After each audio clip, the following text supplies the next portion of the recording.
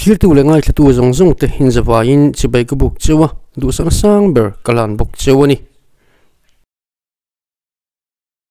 Ufaini hi February somni sang ni le somni panga ani a State Day of Prayer ni ni ani a chumi huna chuan in Mizoram Chief Minister Pulal du Oman he State Day of Prayer Paul hian tu soina hun ani a ropui le maya chu chu kan riak don ani a kan ngai thlat chananga tin kan ngai thak ma in voin State Day of Prayer ni a hian in Mizoram Sarkar chuanin a flagship program hand holding noya thlaithar palizing mi so thing chu anral chuak ngal bok ania ain rem le maya State Day of Prayer ni alo ni bok nen chu chu kan han sei langjok do ni ole tuna pulu om tu sei chu ngai thlatan photang nein ninavi khopuya an lalle mi hring zong zong an ran tenen lam chongnia in chira pathian laman hoyawanga ngaidam na an chan thu lo chanin swal thu pa join pathian ma kan kun hova voina po hian swal thu pa kan choi su Israel dona swal thu pa choi tur nei lo tu ma kanom lo kumina kan thu poi tur ero chu Fiji challenge stilam alonita a Fiji ramin pathianan hoi sanawanga mihring chunga te ran chunga te khomwala te tuifinriata te anluile tlanga te antingle mawale tilsiam zong song chunga vanduan ra thak tak anto chau thu le chuminua pathian ma kun thin mi ten ramro rel na lo chel nuwa mu thei ria thia an ram le lunga pathian na to lo lang chulam chu voina kan thlir don ani mi hring chunga mai ni lova leilung chunga mai ni lova pathial til siam tin reng nung zong zong thothei zong zong le thing le maute an huan khai tenin lam pathian mal som nan donga an bal labu te chu doron tiat tiat aloni ta ti kan theu ome sumiram sangve tur chuan voina hian pathian ma kan dil don ani lele vana today the zong nei tu kad ngen don ani chen khachuan kan rambo chian ne thuk lu tuk to a siam that tum chi pani to lo anti thin voya yan khupur lovin changnani lovin thilti theina lek lovin katharau zo kinle ti machuanin kan ram siam thale turian waisen takin pathian ma kanin landon ani Ovel ram tam taki tu cheto thin tundin lete annive de veka Bible kan mua chuan sudalal ram kan mu ani Lau asa alolal man ram din mun Bible record in tihian mimshil Lau le mi puiten pathian an bengai to lo ti in mi pui te poin pathian an betolova an ram shuai tu te poin an betolova zirti tu le pui thiam an nei tolo ko thanu pa te pastor te po an nei lo ani chu dan bu an tolova bible an chang tolo lo an order atlasia a leng chuak thangam po an omlo din bible in minfil ani Chutiang machia chukan lani lo tiru amaro chutiang den munading po lalasa alolal meu chuan kumsam tumle panga an ramaral buanga mason na chak takin akalti kanfria ani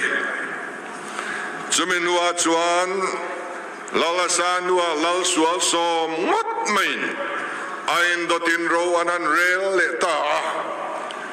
an ram mi ring te mai ni lovin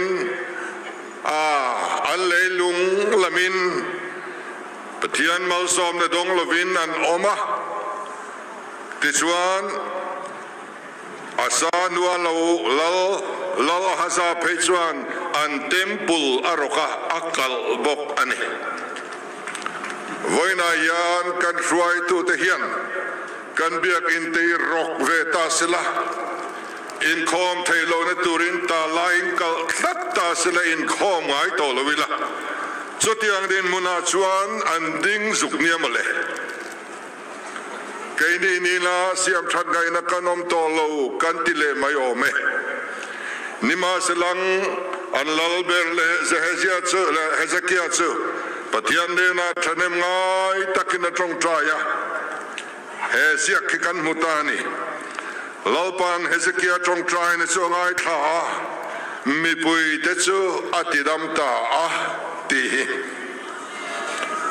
ti chuan kalhen ko tan lo man ngai to reng lo te chu anan mang thar le ta an kham lo wa ni sari dang an non ani Christmas le kum thar kan kham lo kan non ang mai hi ani eng wange kan ti chuan Pathian ma trong traya kun thin lo an nei wang ani voina yan kan minister te kan MLA te kan sarkar na thok te Pathian ma trong trai thin kan mamo ani ruling lo emo thiar lovin kan MLA zong kan minister te zong sarkar kan te hian sarkar na thok antel zel kan mai thiang lo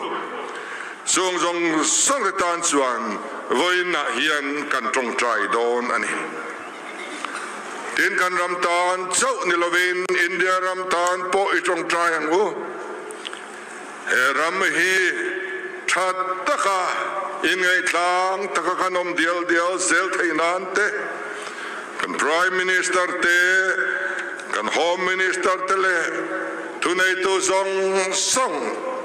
India ram ster sang shuai tu te po voina hian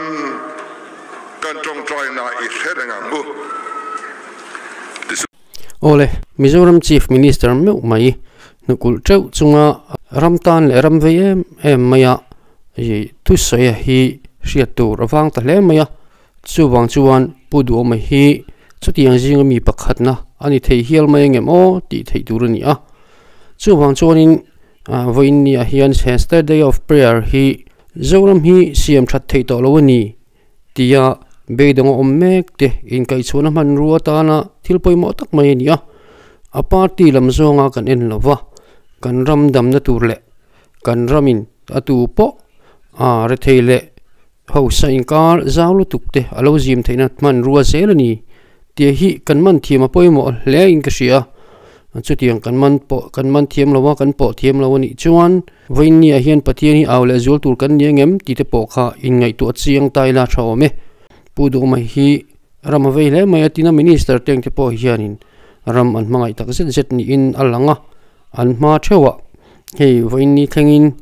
sarkar hun chung hi la rei lo na voin ni minister mol phole I engemo me corruption awang tele me chemi patna thil lampang emo khatiang thil sang po mol phona mu tur kan shelo bok nen voin ni Day of Prayer an mang thei ate hi Fiji challenge ani anga Fiji ram le kan ram Fiji ram po Pathian ina khatianga kai tho thei chuan kan ram po himin kai tho thei ve ani ti ngai tu chuak thei tiang ang chief minister le minister a cabinet tele a minister MLA te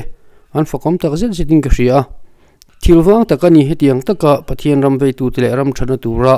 trong china nen thei top chu hi kan lo nui zat mai zel thin teng te hi Pathian poi hi kan soi polangem o ti teng te po kha kan ngai tu chun zom atana thawia wo me ngai kha ngo nan kin le taila su Hezekia lal to pa chuan manase le amona an lo lalve le pathian an khele talo pathian an bengai lo ti kan mudan ani ku te po an mangai to lo atile bok chu mai ni lo dan bu abo dai ani an dan bu an bible ve ka chiar tur o mia tol fane kaini chu intina bible kan la kola a kan rest house le kan bangla te po kan chop veka kan la si om khop mai tiro bible chiar tur om reng to lo din muna anding ani nima selang josia lo lalve ta tempula sumda khom na atang chuan puithiam lalber hilkia chuan dan bu achar le ta hlo mai ni tiswan chu dan bu ang chuan an kal le ta sa khuana powerful le akal hen kut anan mang le ta bible record dan chuan chutiang tlukaro pui alom ngai lo atini balokan din mun ngai tua chuan avain thau em tiro pathian ram din do to de su pathian hian a hai ngai lova apui chin ani le bible record pon lam handai ela england ram te zon lak lanara rore lai an ramma mi hausa le retain kar azaw lutuk laya siam that tu ba siam that ga in dang om to boxi lo kara robin hood ho te ser ut ngopui an ram mutop mai ni kha tichuan thiam le finnan lo sang zela rationalism materialism corruption development on war khop mai sum man mu theina turin salin an sum donga pathianina an puya siam an mi ring pui tenge chu bungrua angin an zuara hausa le thein kar asaw em ani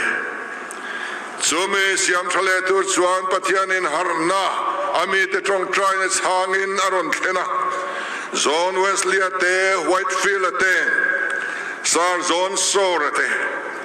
sar zone sor hi india rama governor general aron khani William Wilberforce ate an parliament an MP ming thang tak ani tichuan an tharaulam hruai tu an ko ran hruai tu telen politician te thang kop zara chuan parliament theng phak harna alo theng ta reform bill an pass ta rup maya democracy ram lo piang ta Void in England so democracy pa father of democracy ti alani ani boy nei na khapta boy nei khapna dante an pasa siam chan reformation tam tak alo thenga zel reform te engemo kan soi seng lawang tun hun toya hian eng wange kan ti chuan parliament theng pha ramro rel na theng pha har dan chan wang ani kan rama hian harna kan changun to kan crime rate atlat diam thailo kan lungin tang an tlem phalo kan hlim em ringot zel kan lam wa kan nuam kan tia kan ni tin nun a khoilo kan ram ro rel na sang ber assembly a khoi phak ngai lo Tunaya USA kan mo USA in sual tin ring an bola mi ring pa ngai omang poin anom tolo wal au takin biagin chunga tepo an pastor tepo chu tiang mi chun ni toni chen khatsu ni ma selangin pathian thin ur alo tha development nasa taka thenna mun an celebrities te puan khom na an khopui moi Los Angeles kang ta lua mai kan bu khatiro siam chale turin America ram tiro puile turin Donald Trump pekin an om tuna hian an parvul emek ti kam hriani ole chutiang ram ni a fisi ram anga tun din tharle kan ni thena tur chuan beise na kan nei tur ani a chen khadina beidong zongin kanin soi thaya pathiani min sem don ngai dam theipo kan ni tolo thim thu ani kan mabak anti thin kan dio san pa haulu kan simlo chuan thim thu ani thu thumpo kan mabak meyang ti karing amaro cho pumpel thini voina yan chutiang chu loni po ni sela apumpel turin pathian kan dil don ani Jeremia bung som pariata chuan eng huna po namemo loram chung thua kati cheve kang tin lo soito maila an sim chuan an chunga thil thalo ti katum chu ka thulang ti kan bo ti katum to po chu ka thulang ti ani chu zonale khabua ni nevi chung sanga an chunga chian na thlen tir atum chu athula ati talova ti kan bubok Jeremia bung som ni paruka lalpa thu chu som ro ti chuan in chunga chiat na lo thleng tur alo puan to chu asut don nia alo puan to po thim thua ni a thleng don ti chu lo puang to po ni se asut le theini Chronicle panina bung saritu alar le kaming po kami te chuan in ngai tloman trong trai min zona anom dan sual ten hoi san chuan vana tangin kalongai thanga an sual te kangai damanga an ram chuka tidam leang atene Hosea bung ruk chuan ti hian min soma holal pa ne nai kirang o min lo pot som to na min ti dam le don sia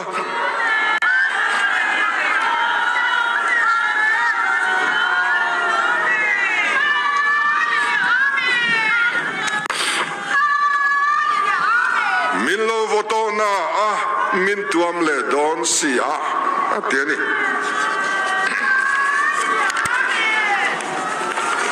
ole churam thleng tur chuan enge kan ti tur aram le afel na kan zon masak angai ni mizoten ram mangai ram le nam mangai kan soi sang kan soi sing hle Nepolia na poi na ram mangai Hitler na poi na ram mangai sin ole aro pui rem khop maya chief minister mu nukul chawin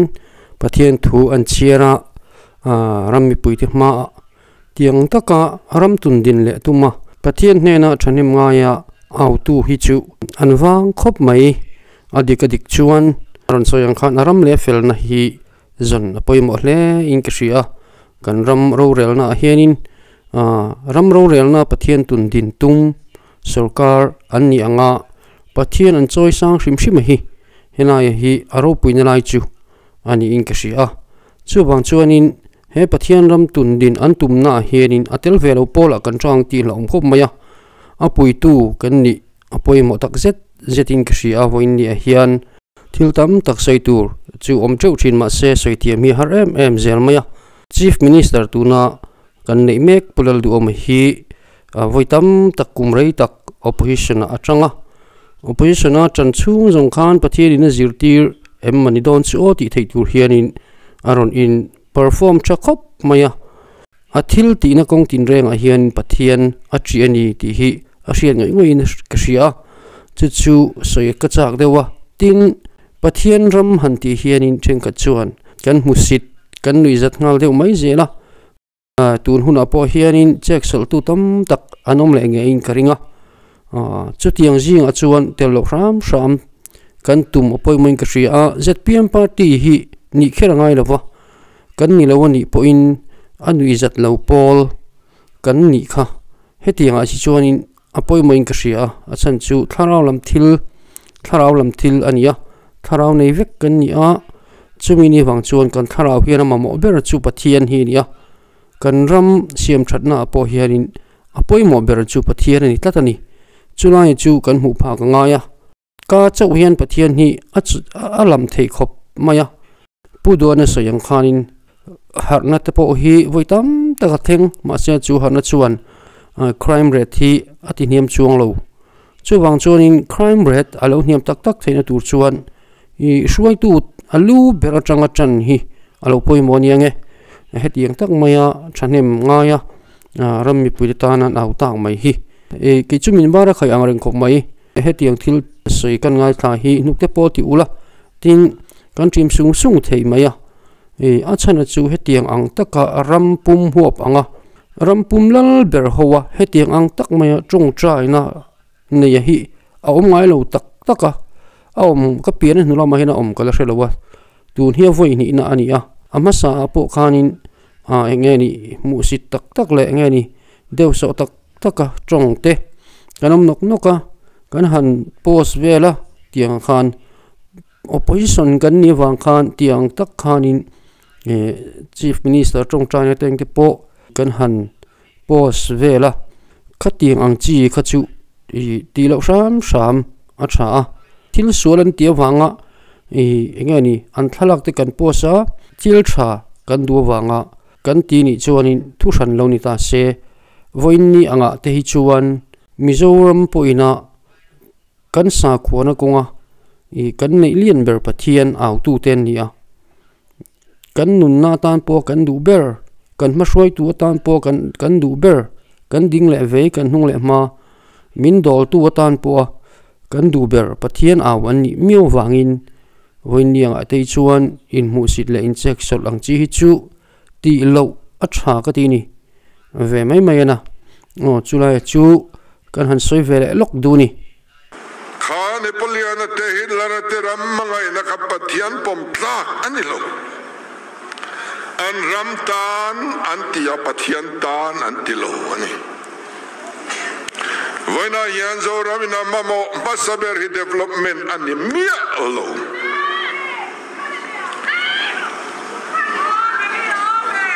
so wangin he rami alo hausaka lo changkan dona sutiang kan lo ni theina tu chuan ke estam to kan mamoni ti tur ani lo ani reng lo aramle afel na kan zong masazok tur ni sumiata na pathian manro langsar zual te chu kan NGO te ko than te sarkar te kan ni voina yan kan NGO kan ko than kan sarkar te in kanom meka bukin kanom meka ni hi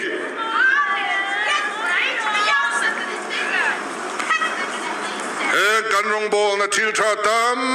tak kan ti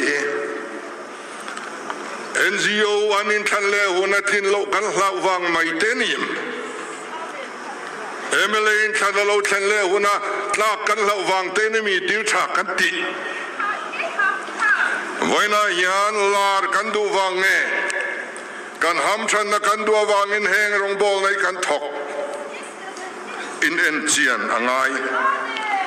pathian tan pathian wang ani angai ani tichuan kan ko rana de po pathian mel tharin lo lang le sela kan limin kan lom le tharang kan NGO te pathian mel an mania kan mu chuan kan dem lowang kan fak leng sarkar na thoka te hian hey relo te sarkar na kanan chelve a service rivalry tamzia hikamwa hian min tina thin ani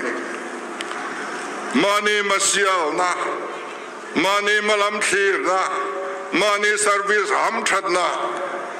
in seton lek lek in el reng reng sutiang chukan tong nem khop mai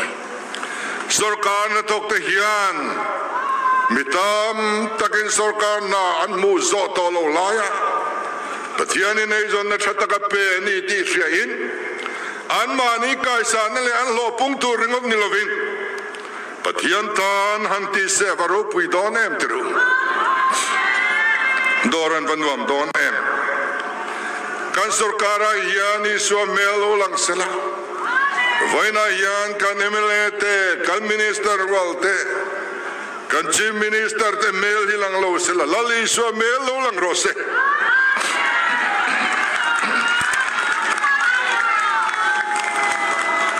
kan te yang tok in ramle afel na hikan han zong ve a patian in hotlin na min pe mek ani voina yan kan rama corruption about a vek katilo Mase corruption thom adai chan ani officer tranglai te pensioner te anenti title ai tam motor driver grade 4 call routen an mani to win anron surrender no vehicle zone kanti like Christmas like han kasuk kalvea Police duty days katloa. Ruru kaya case engzat nge omto katia. Ruru case pakhat ma kan ladong lo. So tiang report kan dong lo kuminsu anti. Til bawero choma achartu tenandron report zo kani yentiani. Patian ramatheng me kanichu.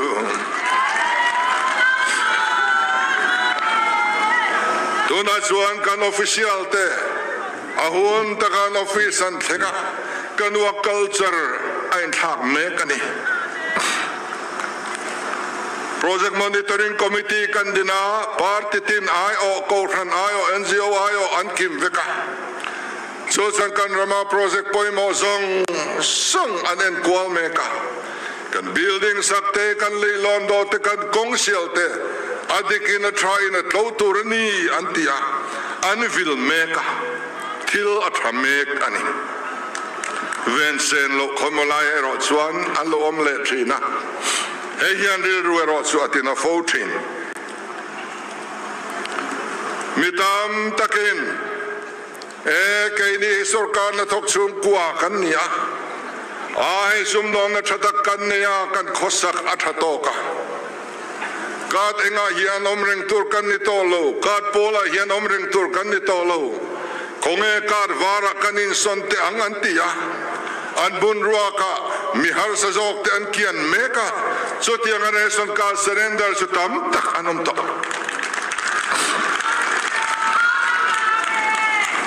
buk na te po alo dik ta mek ani buk na dik lo hilal pa na hoem ema Mizote kovela damre lo ber nam te singa kanom meka damre na Bible kan mo chubok na lete na ti dik ani kan ti dik lova kan buk na dikarama ong lo kan charti na tling lova ram min khom thin trong trai thin rama yan a kibit lung dik pakhat po mo tu ron to lova bu ban fire bu pui kan pola Pedro kan pol dala gas kan ti ching pena bong na lete na kan ti dik lo awangin voina hianin kan tuar me ka kan damre thailo kan thalai thi te singa me chia pakata thi in mi pa pasari zel thi yang kan ni me kan itu na hiang nakin loka kan nula ten bizo pasal tur an muzolo maidon Babalai than mula tame ma fasra kan punga mei thai kan punga Thailand kan niringot to tun se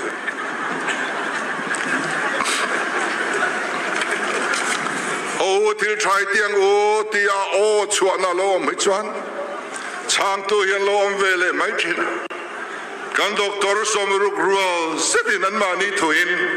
non practicing allowance kala tolo vang anti zuknia avaro puyen puipun nani kwa zuru ite swal boy te botur tlem sota pathian ramatheng mek zelani kanin sit khop mai kanin du tok hau lo amaro chu thei to pa kanti thei tok te te kanti pathian in mal asom mek ani te hi chiang ani adon le chuan thuthunga kan ri nom turani Patianin tutlung ania party point tutlung policy kan neni. Pisi tutlung chu tui khwa ania. Pisi pa kha felem lo takpo ni se tui khwa tui viau chuan. Member thatak member lutaka an pom mai ni. Til danga thalem lo thei. Ma sen polisiari nom that chuan ho tu te lo ma lo atla tum thin. So tiang zelin Congress tutlung chu country NLUP ania MNF tutlung chu SEDP tenia ZPM tutlung chu bana kai te lo nia khatian khan party tinin policy tutlung kan nei ani kan member tereng reng hi kan policy atuilo kan tutlung soichia phei chu enga ma kan ngai lo mi hring po chu chu kan ni chu tiani chuan pathian thuthong he leya hian heta hian kan maraput lai hian wana ni lovin helai leya kan maraput chung kan dam lai hian dona heta hian pathian ram lo thleng ro sati pathian thuthong chuani Bible ke wala van ram soina chuin mutlem khopang hele pathian ram thlen na tur hele kandam chunga kanom da tur soina de uvik ani chu pathian thutlung chuani Abraham kha entima atling big lo dot te po soi ve thin pathian thutiam arem ruat na ama fin na ti dik te po tum thin ma se thutlung arinom Davida po atilo top tur hanti chang handai swal chang anei thin ma se pathian thutlungari nom thlat katin lungang pumi ati thlat ani voila yang ke ni ho poi kan that big wang le kan kin bang local khom kan ni lo that lo na le fam kim lo na tam tak nei kan nia ma ro chu thutlung vuan tu te kan ni thlat pathian ram thlen tir du tu te kan local khom ani Ato pira kan soidu chu pathian lam tang inyang uti hiani Chronicle pani na bung som panga chang nia chuan alame in tran chung chuan lalpa po in lama tanga in zon chuan in muang in hoi san chuan a hoi sanang cheuti hi kan muni Ezekiela bungkwa chuan Jerusalem cheto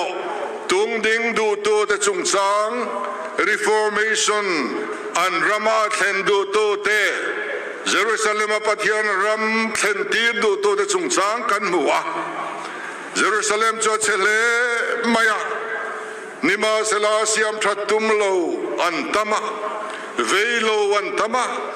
a heng isu khowela om tu reng ani khowela ni miawa anti ni mai thei Unnu nga til theng tur ani miawa ten tiani mai thei nima selangin a vei an om topic a trap chunga vei an om pathianin a thutlung vuan tu siam thado to te chu chinchia adwa Jerusalem fang chuak vekro Jerusalem le chunga til ten om ti to te wanga topic a trap chin te chuan chala chinchia ro chumi te chu Karon tran pui dona ankut karon ti chak dona ni atianiang amaro to siam tran na dodal to te chu lainan na nei haulo in that 5 vikam che ati a chen chian na nei lo ho chuan that 5 ta a biak in kota upa ho tran an that tran ti kan muani rongbol to kan ni na ta kan chan vo sang te hian ramle nam siam that na hoi sanani chuan Min velo tira ni chuan kan him haulwang pathian lam tang kan ni theilwang mi fel a thang lo chin chian na putu turin veide ni than ni ti chuan kan veisia chu engtinge kan lan tirang kan lan tirang kan kan puang chuakang mathaya bung som nuka bung som pani rom bung som te kan en chuan ka atran hi chandam nani min kaidan tran chandam nan mu wati mi te ma mi tana piang kapavana mi ma katan veang tu po mi te ma mi phata piang kapavana mi ma kaphat veang ti kan mu voina kan hun man hi social media anon comment le don ni eng ban ni bi glow ti te an chabi glow ti te asot na pom chuang lo ti te chung ho chu kan ma chon don ni kan ka hian ama chon ngam don em erama yan pathian ram athen atru zai kan ka in atan ngam don em apong chong ngam don em ne na kan puan khum ngam don em kan khachuan ram ro rel na pathian ram lo thleng ro se ti ti ta chu trul lo khovel thil ania le te chu kan khwal sin na nia ral le mai tur kan tia ram ngai hla kan phua kur lu ka mi zo tian van ram ngai na kan nga big ber ome ral to mai ro le ni nom hi kan tia kan dam lo meu chuan a ral hi kan hlawa van ram khen thui thui kan hlaw mem pum pel dan kan zong trăng trong trai đâm thầy gan ti rút đâm thầy gan ti khovel thil ani lo leilung le chunga thilom zong zong hilal pa ta ani setan ta pa khan mom lo he khovel ye chia chuan kan vai tur khau kong a chiat poin kan tuar vek tu te mo ta a thabi ngot theilo so van kan ram siam thadi kan veitur ania he pathian ramalo thlen na ko yan kan biru tur ani lo kan ngoi duk tur poni lo kan ina kang meka so in kang so a in kang theli kan nani lo ve tin kuang kuang kan thir thiang lo in chung apopa ruaron suraron fara chuan hu no fai chu kan pe le mai kan not ro mai in chunga han lo na apop lai tholero chu kan na ani lo rong bol tu kan nia kan ti tlat mai pathian rong hi direct in kan bol thei le ne an puya siam mi hring te rong bol hi pathian rong bol na ni sin pona kan dinga sarmon thiam takin kan thaka in chung bal zia kan soya atop zia kan in soi thiam sia ka pia fa ani unanom tur zia kan soi thiam hle mai nima sala thiam takin aw mala pona ya awang kan in chung ka fai don chuang lu mun pia la chunga chuang lu la phiat ro pia kurum rum ro kan ani lo ti mai su aku maya bal ka kai ve ang ti tu re lo akai po kan kai ve de wang chu a fai huna chon kan fai mai do na lo lu khung angai kan ram hi lu khung angai kan phat san thei lo ba kan ral bang thei lo ba hele lunga pathian ram ma thlen na tur yan kan office rang sanga te kan bazar muna te kan sumdon na te kan mimala kan sum kwa khotlanga eng kima pathian ramalo thlen den turin pathian lam tang kan nia ka tan thatu kan ni hi apoi mo em ani lalpan in zawa in malsom chero se kalome ole khati zong kha athu sei chu anita a pudwa thu sei hi chu han react vek ngai na po om lowa ama hi atong kam hi fi tha em maya athu soite han soi chong vele tur phei chuan ka in sit ngoi ngoya tin han soi chon ngai na po ka shelo hrim hima hi tikhana fi tok em in kri a pathian lalram tundin tumtu jingami ni ve hi apoimo hle in ka shi a chu kan han soi war takin chu kan soi ve duwa ki mani mi malnun chewa hianin pathian ram ma tantlat tu kan ka emo a pathian choi moi ve tlat tu mi ti ma po pathian ram tun dim tuma ka a tangtlat mi kan ni poimo hle mai Mizoram lalberin khatiang meu khanin an han soi nia chuwang chuanin pathian tran tlat mi pathian tran lo te zinga tel chi tunang huna chunang lo om to kop jok lo mo ti teng po rilruwa ngai tuna oma chuero chukain soi thaina lamani lowa has the day of prayer ni a hian zaipol moi tak mai ropui tak mai onang kanal kan pathian romin rel sakang chiti kha zaipol ropui in an saboka chu atop khanan ngai khle lokang chuwangin o kan pathian kan ram kan nam min shwayan nang chau kan thang berache ti in zaipolin romin rel sakang chati in pathian an audona voina hian kan sawain helai muna local song tele in lamma min lo thir tu te pon he la hi thinlung taka zaipol hi zompui turin kan som cheuni zaipol te kutbengin ilo lomang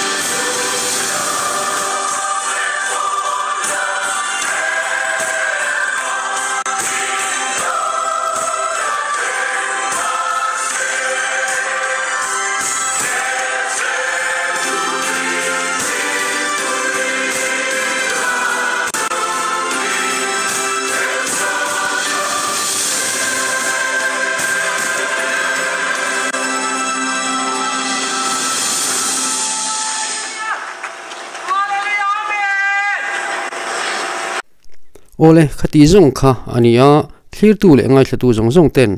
khongai takin comment section nama in mudan le in ngai dan te milota lan sak le theu tur chewin in khongai na karun nge na tin in mahun lom zel tur apo du sang ber kan hlan mol chewa heram ro rel na hian pathian ram tun din tum tu polami ni theu tur po in karon som tak meu chewa chutiang ni tur chuan party a tel kher tur ti na lamani rowa a support tu kan ni a pathian choi sang tlat tu kan ni apoi mo tak zet zeta tin pathian tria rinom na nen dik na nena kalkop theiturin in bo sai zelang uti kha kan ron sai duwa like comment share te minlo ti sakle sham ula tin